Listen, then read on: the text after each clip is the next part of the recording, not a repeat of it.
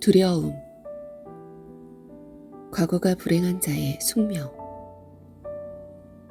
유령 헨리크 입센.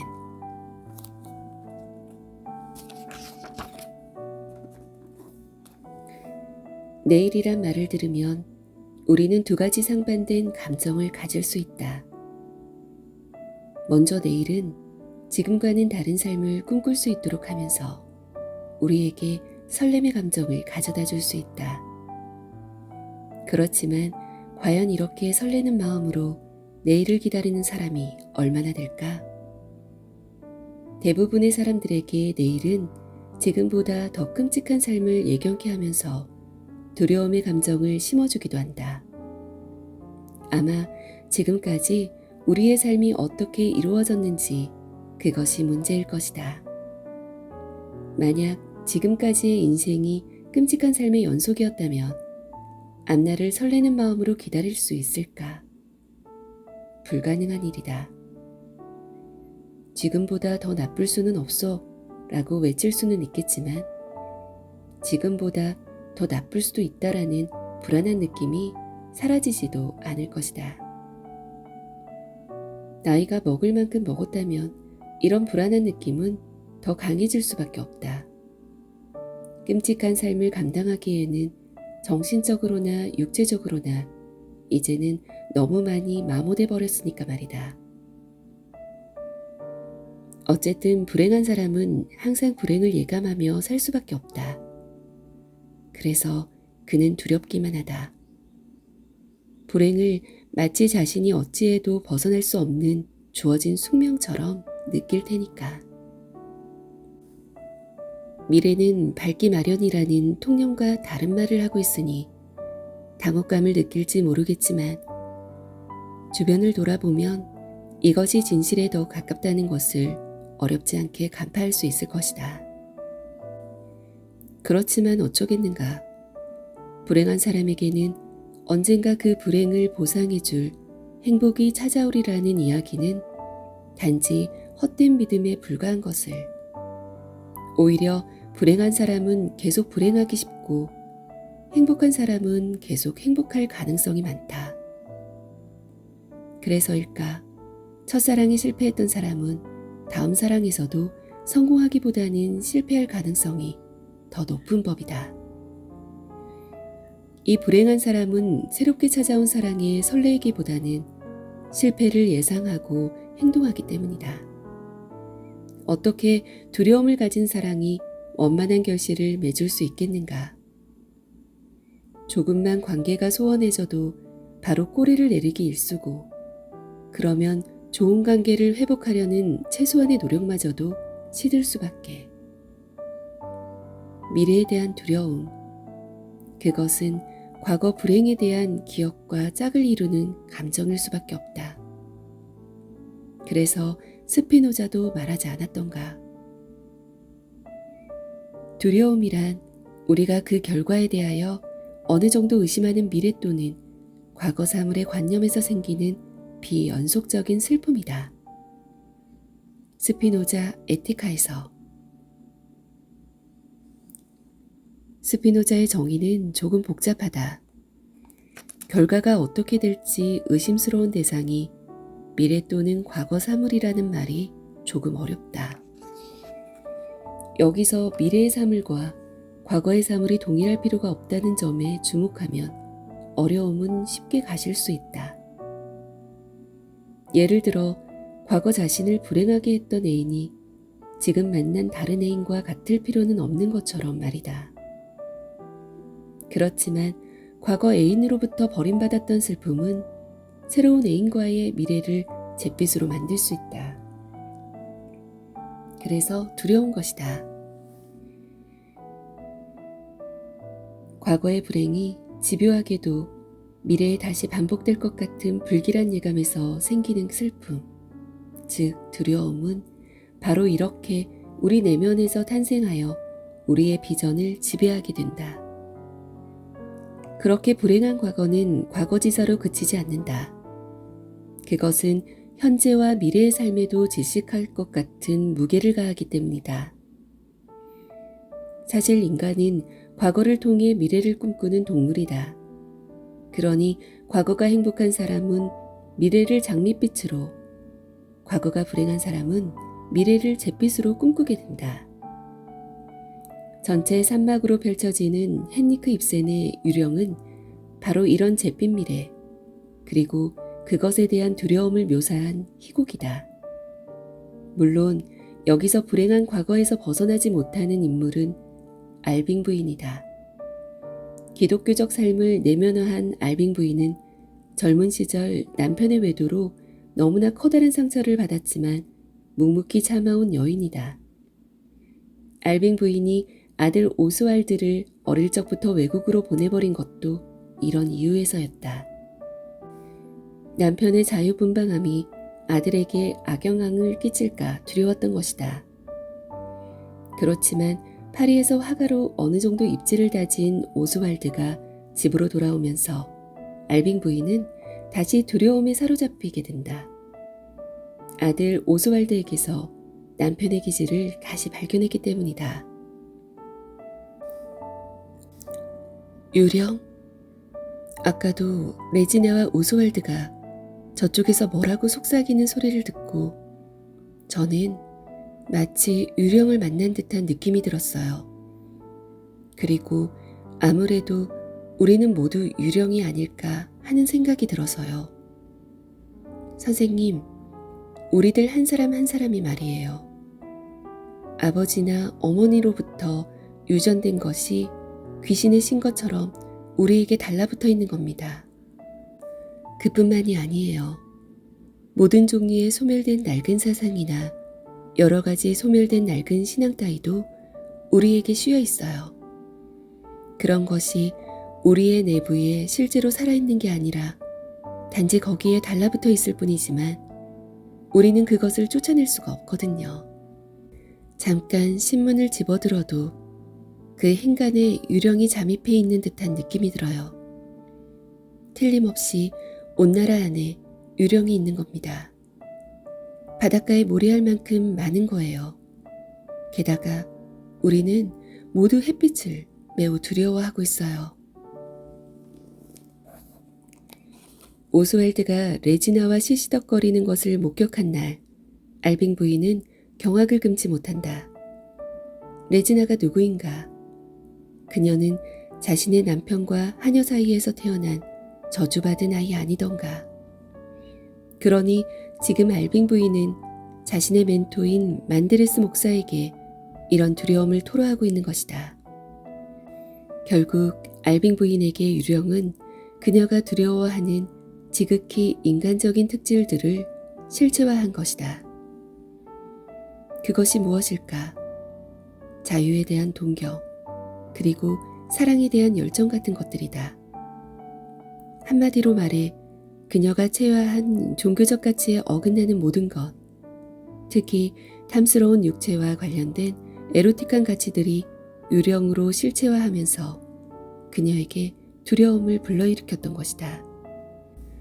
그렇지만 에로틱한 가치를 부정하는 존재야말로 진짜 유령이 아닐까. 유령에게는 몸도 없고 애인도 없고 당연히 온몸을 간지리는 달콤한 애무나 키스도 있을 수 없으니까 말이다. 입센은 블랙 유머를 아무렇지도 않게 구사하는 장난꾸러기였던 셈이다. 진정한 유령은 남편도 그리고 아들도 아니라 사실 기독교적 가치에 물들어 인간의 소중한 감정들을 부정하는 알빙 부인이었기 때문이다. 어쩌면 남편이 다른 여자에게 끌렸던 것도 알빙 부인이 인간적으로 감정을 교감하기 힘든 여자였기 때문은 아니었을까. 남녀 사이의 에로틱한 감정을 끔찍하다고 느끼는 여자와는 짧은 키스도 나누기 힘들 테니까.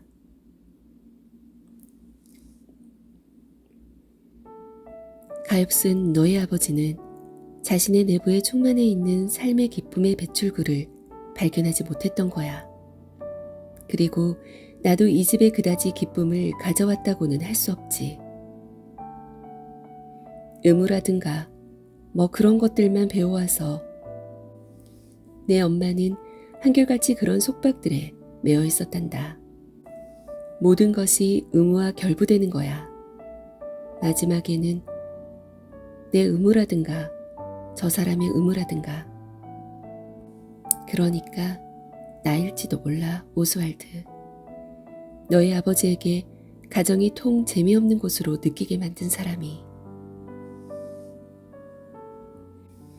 알빙 부인은 남편의 분방함에 영향을 받을까봐 아들을 외국에 보냈다.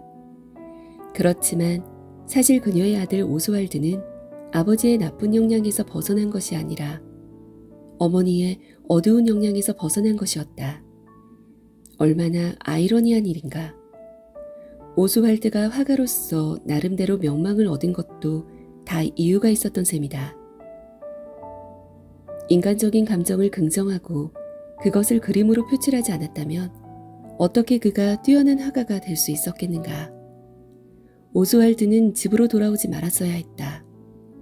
잿빛으로 물든 죽음의 가치관 앞에서 장밋빛으로 빛나는 예술적 열정은 힘을 잃을 테니까. 이제 눈치챘을 것이다. 진짜 유령은 편협한 종교적 가치로 태색된 색안경을 끼고 세상을 판단하는 알빙 부인이었던 셈이다. 오스왈드가 지혜로웠다면 하루속히 어머니를 떠났어야 했다. 어머니가 유령으로 따리를 틀고 있는 집에서 서서히 잿빛으로 시들어가며 미치지 않으려면 말이다.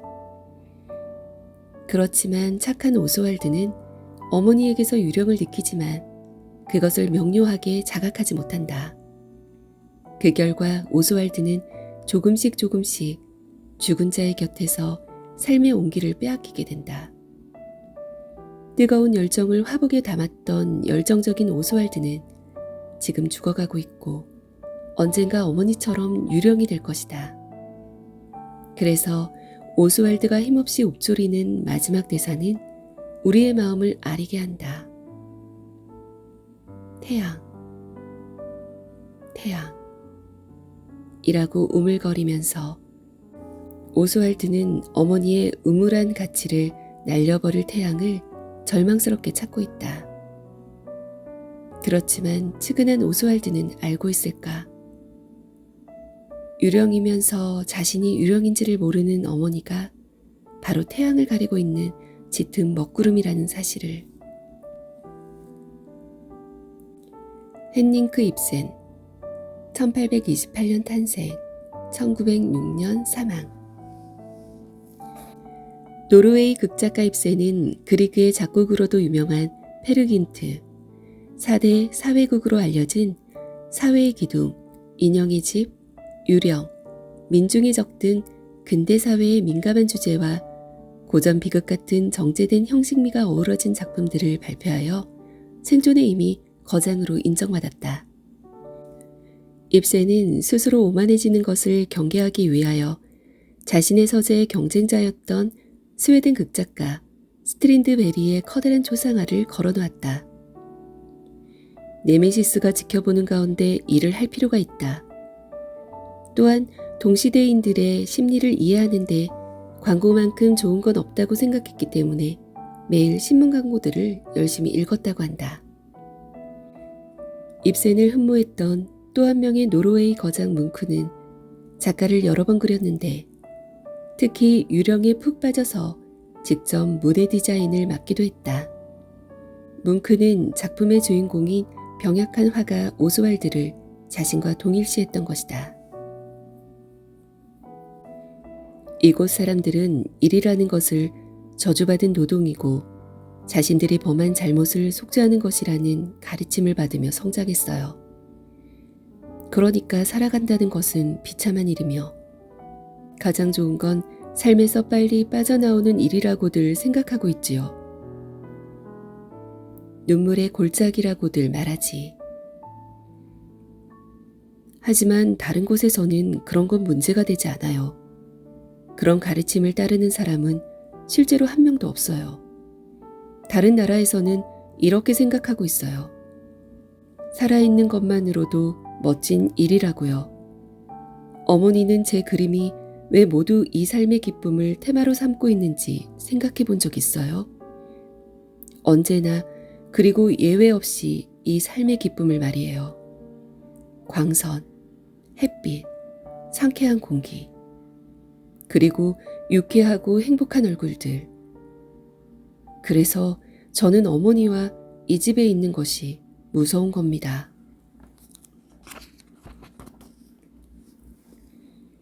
철학자의 어드바이스. 병이 걸릴까봐 두렵다. 해고될까봐 두렵다. 가난해질까봐 두렵다. 사랑이 떠날까봐 두렵다.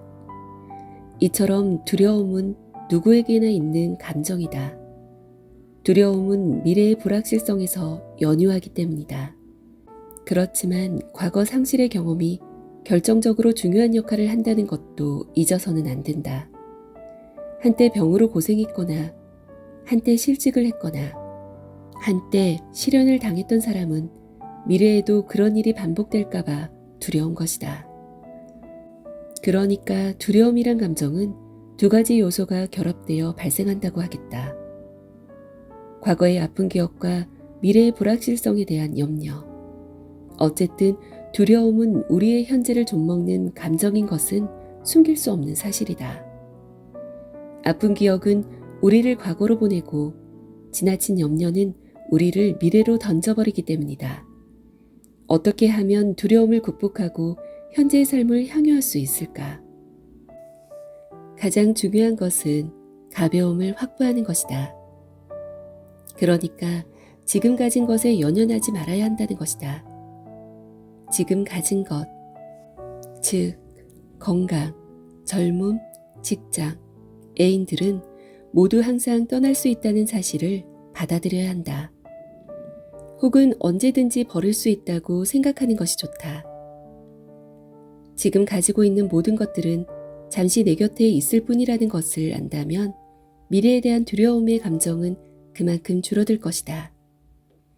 그리고 젊음이니 건강이니 모두 어느 사이엔가 떠날 걸 염두에 둔다면 젊었을 때 그리고 건강할 때 할 수 있는 일에 최선을 다해 집중하게 될 것이다.